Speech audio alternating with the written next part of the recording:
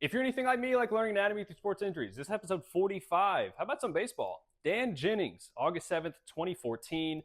Dan is the pitcher here for the Marlins, and as you can see, he's going to take a line drive off of the head, which is caught by the shortstop, so it is an out. But that is not good if you are Dan Jennings, and obviously he is not feeling very good here. So let's take another look at it.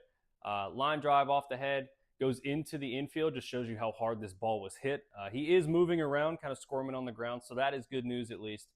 But let's break this down. So as the ball is barreling towards him, he's going to turn his head away, and it's going to hit the left side of his skull. So we'll talk about the lobes that could be involved here, the parts of the brain, and what those are responsible for. So let's get into it. So his head is involved here. Obviously, he had a concussion that was ruled in. So these lobes that could have been involved on the left side of your head. You have the temporal and the parietal lobes just behind the frontal lobe. And I think it hit him kind of in the middle of the skull, so that's why the frontal lobe isn't really going to be involved, but the parietal and temporal might. So you can see the parietal lobe here on top of the temporal lobe.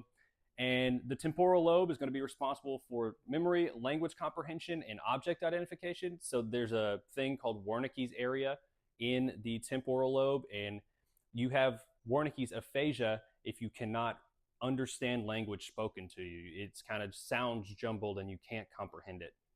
The parietal lobe is responsible for pain, temperature, pressure sensation, proprioception, or where you are in space, and environment perception, as well as precise movements such as writing.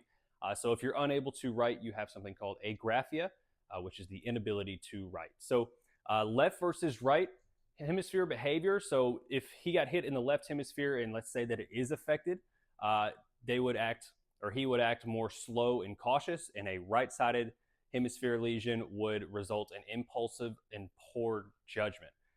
Luckily, none of this happened for Dan, but it's good to talk about what could happen here, and that's what we're here for. We're learning anatomy with sports injuries. So what did they do here for Dan? So the medical staff ran out. Of course, the catcher was there first, as always, but the medical staff ran out. They did an immediate eval, check responsiveness and motor function. He was up and moving, so luckily no motor loss at all.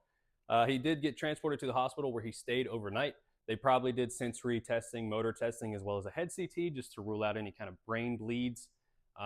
So he was put on the 7-day concussion disabled list, but returned 18 days later. So really lucky that he got away with only 18 days being out and a 7-day disabled list, considering the force that baseball had behind it. So he actually started wearing a carbon protective insert in his hat, and it kind of looks like this. This isn't Dan, but this is what it looks like. It kind of looks like Waluigi from Mario Super Sluggers. If you know ball, you know ball.